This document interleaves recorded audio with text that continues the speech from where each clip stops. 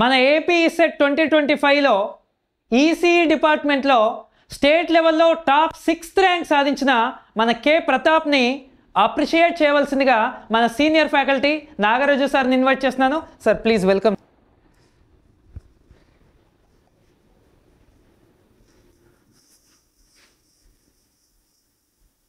Congrats.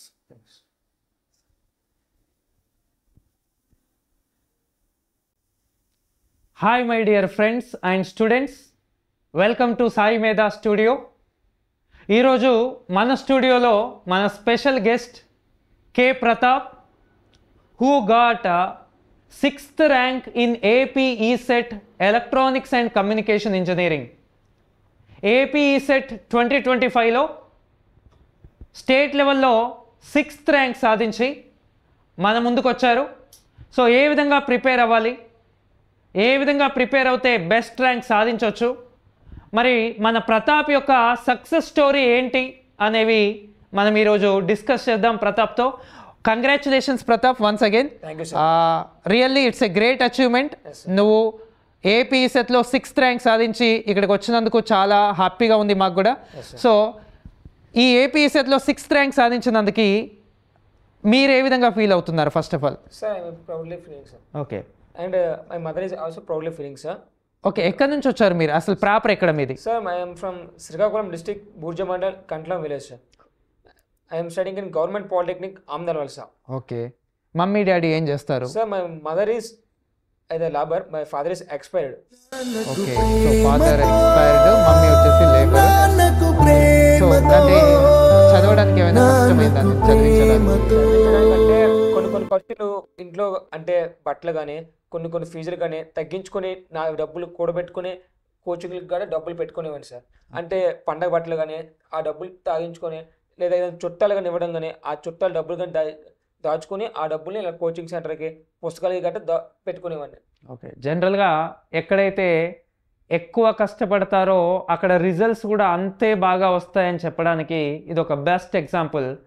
మన కష్టాలు ఉన్నాయి కదా అని మనము తక్కువగా కష్టపడితే ఇంకా మనం goals reach అవ్వలేము.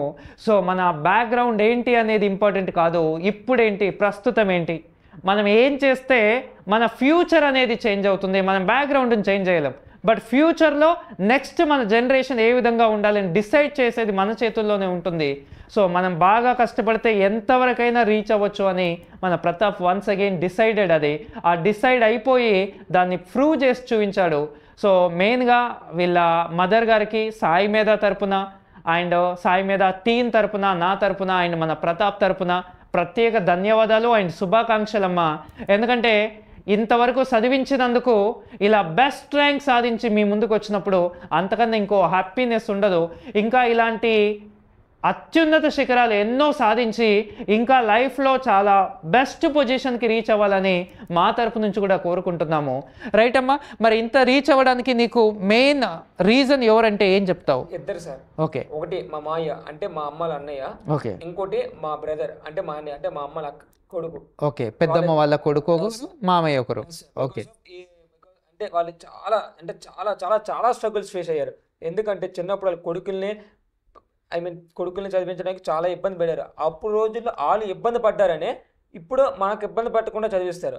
In case of నన్ను ఏదైనా పనికి రానివ్వకుండా చదువుకో, ఇంట్లో ఏదైనా అవసరం ఉంటే చెప్పు, నేను చూస్తాం, లేకపోతే ఏదైనా డబ్బులు నీకు ఎమర్జెన్సీ కావాలి అంటే ఇచ్చే పరిస్థితుల్లో లేవంటే అప్పుడు వచ్చి పెట్టడం కానీ, తర్వాత ఇద్దువులే, లేకపోతే లేదు, కానీ ఫస్ట్ నీ చదువుకు పెట్టుబడి పెడదాం, తర్వాత ఏదైతే రిజల్ట్ అయ్యింది అని కూడా చెప్పేవాళ్ళు ఉన్నారు సార్ మాకు. Nice nice, very good. So వీళ్ళ మామయ్యకి అండ్ వీళ్ళ బ్రదర్కి కూడా సాయి మేధా తరపున అండ్ ప్రతాప్ తరపున కంగ్రాచులేషన్స్.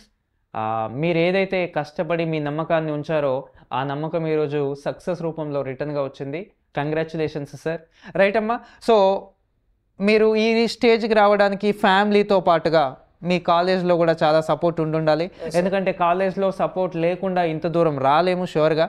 సో ఇది government polytechnic Amadalavalasa. First of all government polytechnic Amadalavalasa principal సార్కి ప్రత్యేక ధన్యవాదాలు. మన Sai Medha Tirupati and Vijayawada and Hyderabad Dilsukhnagar తరపున ప్రిన్సిపల్ సార్ గారికి ప్రత్యేక ధన్యవాదాలు. సో మీ కాలేజ్లో మన ఈసీఈ డిపార్ట్మెంట్లో సో అంటే మీకు బాగా నచ్చిన వాళ్ళు, మీకు బాగా ఎంకరేజ్ చేసిన వాళ్ళు, ఈ స్టేజ్కి రావడానికి వాళ్ళ వంతు కూడా ఉంది సార్ అని చెప్పడానికి ఎవరు? అంటే మొదటిగా చెప్పి మా physics sir. Okay, name physics sir name Mohan Das garu sir. Next congratulation sir. Next ఎవరంటే మా కమ్యూనికేషన్ ఇంజనీరింగ్ సార్.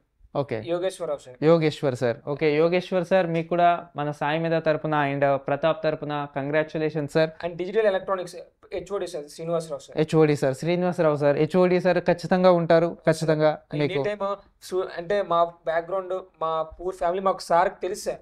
నా మీద అయితే కొంచెం సెపరేట్ గా కొద్దిగా శ్రద్ధ తీసుకొని ఇంకొంచెం బాగా చదవమని చెప్పడం, ఎప్పటికైనా పైకి వస్తా అలాంటి మంచి మోటివేషన్ ఇవ్వడం కూడా చేసేవారు సార్. ఓకే, సో ఫైనల్గా సార్ వాళ్ళు బాగా సపోర్ట్ చేశారు. బికాస్ వాళ్ళకి తెలుసు నీ సిచ్యువేషన్ ఏంటో తెలుసు కాబట్టి బాగా సపోర్ట్ చేశారు.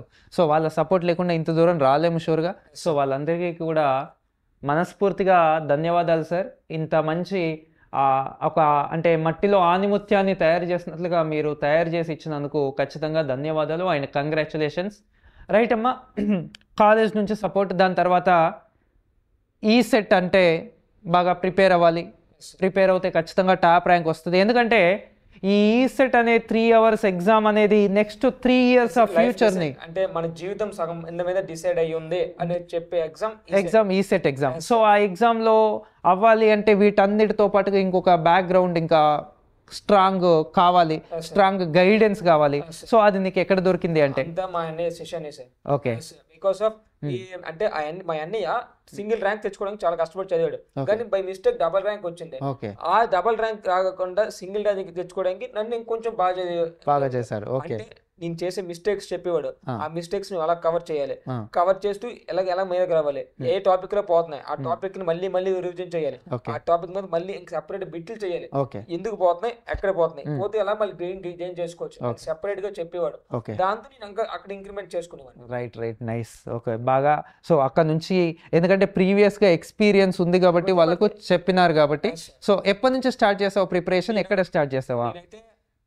ఇంకా బాగా చెప్పాలంటే ఫస్ట్ ఇయర్ లో మ్యాథ్స్, ఫస్ట్ సెమ్ అయిపోయిన తర్వాత మ్యాథ్స్ ఫిజిక్స్ స్టార్ట్ చేశాను సార్. కొన్ని రోజులు మ్యాథ్స్ ఫిజిక్స్ కంప్లీట్ అయిపోయిన తర్వాత థర్డ్ సెమ్ లో కెమిస్ట్రీ, ఫోర్త్ సెమ్ లో కోర్ లో మొత్తం 10 సబ్జెక్ట్స్. ఫస్ట్ కోర్ లో 10 సబ్జెక్ట్స్ అయ్యేటప్పుడు మనం మొత్తం ఒకేసారి చదవలేం కదా. ఆల్రెడీ అక్కడ 3 సబ్జెక్ట్స్ చదివినవి ఎలాగ దీంతో కొంచెం కవర్ చేస్తూ ఫస్ట్ అలా చదువు చిన్న టెస్ట్లు వేయడం, మోడల్ పేపర్లు చేయడం కానీ చేయడం. లాస్ట్ లో 6 months అంటే నేను నవంబర్ 1వ తారీఖున కోచింగ్ తీసుకున్నాను. ఇక్కడ విజయవాడ సాయిమాధ బాలు అనే దగ్గర నవంబర్ 1 నుంచి జూలై 31వ తారీఖు వరకు మనకి ప్రతిరోజు ప్రతి క్లాస్ 3 hours అన్ని క్లాస్ చెప్పడం జరిగేదే. 5 to 8 అయినా 2 to 5 అయినా మన ఇంపార్టెంట్ బట్టి, అంటే మన కన్వీనియంట్ బట్టి మనకి ఏది కావాలంటే అది. మరి ప్రతి విద్య మీద సెపరేట్ గా దృష్టి పెట్టడం, అది రాకపోతే ఎందుకు రావట్లేదు, ఆ అబ్బాయిలో ఉన్న లోపం గ్రహించి కూడా ఆ ఇంక్రిమెంట్ చేసేవారు మార్క్స్ ని. దాన్ని బట్టి మంచిగా ర్యాంక్ రావడం అనేది జరిగింది. సో నీ సక్సెస్ స్టోరీలో సాయి మీద పాత్ర ఉంది. సో ఎప్పటి నుంచి ఉంది అదే దాని గురించి, సాయి మేధాలో ఎవరెవరు ఉన్నారు, ఫస్ట్ ఆఫ్ ఆల్ సాయి మేధాలో ఎప్పుడు జాయిన్ అయ్యారు మీరు? నేను నవంబర్ 8 సార్. నవంబర్ 8. నీ 4th sem, 5th sem, 6th sem? 6th సెమ్లోనే. సో జస్ట్ లాస్ట్ 6 months లోనే జాయిన్ అయ్యావు నువ్వు. సో లాస్ట్ 6 months లోనే జాయిన్ అయ్యి 6th ర్యాంక్ సాధించావంటే really nice, very good. So Sai మేధాలో ఆన్లైనా ఆఫ్లైనా ఏం తీసుకున్నారు? ఆన్లైన్ తీసుకున్నారు. ఓన్లీ ఆన్లైన్లో ప్రిపేర్ అయ్యారు. ఆన్లైన్లో ప్రిపేర్ అయ్యి 6th ర్యాంక్ సాధించారంటే రియల్లీ వండర్ఫుల్. సో ఎన్ని మార్క్స్ వచ్చాయి నీకు ఈ సెట్లో? నాకు 200కి 149 మార్క్స్ వచ్చేసాయి. Out of 200 149 marks, state 6th rank వచ్చింది. సో ఈ 149 మార్క్స్లో మ్యాథ్స్, ఫిజిక్స్, కెమిస్ట్రీ, టెక్నికల్ ఏది ఎక్కువ ప్రయారిటీ ఇచ్చింది నీకు ఎక్కువ మార్క్స్ రావడానికి? నాకు ఎక్కువ ప్రయారిటీ ఇచ్చింది అయితే ఇంజనీరింగ్ సబ్జెక్ట్. ఎన్ని మార్క్స్ వచ్చినాయి out of 100? 75 marks. Out of 100 75 marks in technical is not a joke, really wonderful, బాగా వచ్చినాయి. మరి ఈ 75 మార్క్స్ రావడానికి మన టెక్నికల్లో 10 సబ్జెక్ట్స్ ఉన్నాయన్నావు కదా, అందులో మేజర్ పోర్షన్ ఒక 2 సబ్జెక్టులు ఏంటి ఎక్కువ మార్క్స్ వచ్చేవి? Electronics and communication and digital electronics. Digital electronics and basics of electrical engineering, EDC, electronics and devices and circuits. Ramana sir. Okay, right. EDC జనరల్గా ఈసీ వాళ్ళకు ఎక్కువ స్కోర్ ఉంటుంది, ఎక్కువ మార్క్స్ వస్తాయి. సో అది సాయి మేధాలో ఏమైనా అడ్వాంటేజ్ ఉందా ఆ సబ్జెక్ట్ చెప్పడంలో? అంటే సార్కి 30 years ఎక్స్పీరియన్స్ ఉండడం వల్ల సార్ ప్రతి ఒక్క సబ్జెక్ట్ ని ఈజీ గెయిన్ చేయగలడు. అంటే ఉన్ని దీంతోనే కాకుండా ఇంకా నేర్చుకుంటే ఎలాగా గేటు ఇస్రో లాంటి ఈసీగా ఉద్యోగాలకు కూడా సెలెక్ట్ అయ్యేటట్టు కూడా చెప్పేవారు. దానివల్ల అంటే ఇది గేట్కనే ఈసెట్గానే కాదు, ఇంకా నాలెడ్జ్ ఇంప్రూవ్ చేసుకునేటట్టు అంత బాగా చెప్పేవారు. ఓకే, ఈడీసీ విషయానికి వస్తే ఎస్పెషల్లీ ఈసీ వాళ్ళకి EDC very important, no doubt. And digital electronics very important. ఈ రెండు కూడా మన సాయి మేధాలో the chairman, the founder of Sai Medha doctor G Ramana sir, ex Transco ADE sir will deal with these two. ఈ రెండు సబ్జెక్టులు కూడా సారే డీల్ చేస్తారు కాబట్టి ఖచ్చితంగా మీరు మోస్ట్ ఆఫ్ ద క్వశ్చన్స్కి ఆన్సర్ చేసే విధంగా, మిగతా వాటితో కంపేర్ చేస్తే మీరు ఈజీగా ఆన్సర్ చేసే విధంగా ఉంటుంది. అది మెయిన్ అడ్వాంటేజ్ ఈసీ వాళ్ళకి మన సాయి మేధాలో. సో దాని తర్వాత కమ్యూనికేషన్ సిస్టమ్స్ కూడా ఎన్ని మార్క్స్ వచ్చి ఉంటాయి ఎగ్జామ్లో అది 15 మార్క్స్ అప్రాక్సిమేట్లీ 11 మార్క్స్ వస్తాయి sir. Communication, analog communication and digital communication, అది కూడా ఇంపార్టెంట్. సో జనరల్గా సర్క్యూట్స్ అండ్ ఈఎంసీజీ ఈ రెండు సబ్జెక్ట్స్ కొద్దిగా తగ్గేసాయి. సర్క్యూట్స్ లో 7 మార్క్స్ కి 4 3 వచ్చినట్టు ఉన్నాయి సార్. సో సర్క్యూట్స్ లో మిస్ అయింది నీకు. Circuits time very reduced sir. Okay, in circuits fine voltage current, so అంటే పెద్ద పెద్ద నెట్వర్క్స్ కూడా సింపుల్ గా చేయాలి కాబట్టి టైం చాలా కొద్దిగా కష్టం. ఆ టైంలో కొంచెం మిస్టేక్స్ అక్కడికి వస్తాను, మళ్ళీ టైం మేనేజ్మెంట్కి వస్తాను. సో ఈ విధంగా ఫైనల్గా బాగా మేనేజ్ చేసి అవుట్ ఆఫ్ 175 మార్క్స్ సాధించినాడు. It's really wonderful. దాని తర్వాత మ్యాథ్స్ విషయానికి వస్తే మ్యాథ్స్ అయితే చూడక్కర్లేదు sir. Srinu sir, Chandrasekhar sir చెప్పారంటే 40+ ఈజీ పెట్టచ్చు. ఎన్ని వచ్చినాయి నీకు? నాకైతే 50 45 వచ్చాయి sir. Out of 50 45 marks in mathematics. జనరల్గా డిప్లొమా స్టూడెంట్స్ మ్యాథ్స్ని కొంచెం టఫ్గా ఫీల్ అవుతారు, బట్ సాయి మేధాలో చదివిన డిప్లొమా స్టూడెంట్స్ మ్యాథ్స్ని వెరీ ఈజీగా ఫీల్ అవుతారు.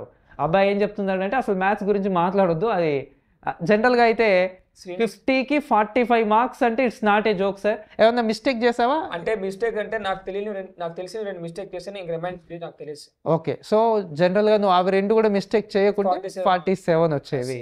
So that is what Sai మేధాలో మ్యాథ్స్ వచ్చేసి సీను సార్ ఆన్లైన్లో అండ్ ఆఫ్లైన్లో విజయవాడలో వచ్చేసి మన Chandrasekhar sir highly experienced faculty.